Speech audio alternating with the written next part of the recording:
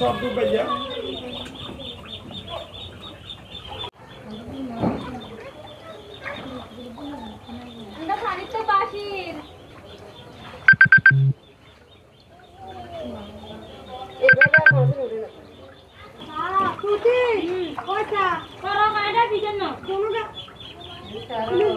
আরো বাইর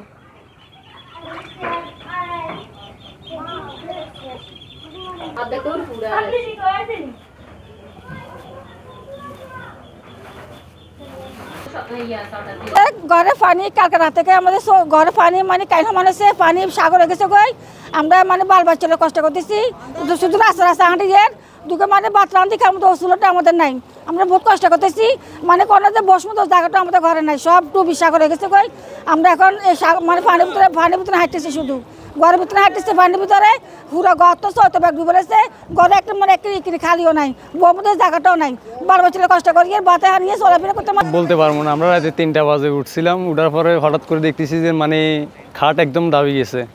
দাবি যাওয়ার পরে এবারে ছেলে মেয়েদেরকে নিয়ে একজনের দোতলার উপরে খেতা বালিশ এগুলা নিয়ে ছেলে মেয়েদেরকে নিয়ে উঠাইছি।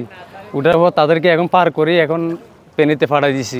আমরা ফুলগাজী পশুরাম অত্যন্ত কষ্টের মধ্যে কাটাচ্ছি। চলাফেরা করা এবং যানবাহন আমাদের না থাকার কারণে হাঁটুর উপরে পানি নিয়ে মানুষ কষ্ট করে যাতায়াত করতেছে। এই দুর্ভোগ আল্লাহ পাক কখন আমাদেরকে মুক্ত করে সেটা সকলে আমরা চিন্তিতের মধ্যে আছি।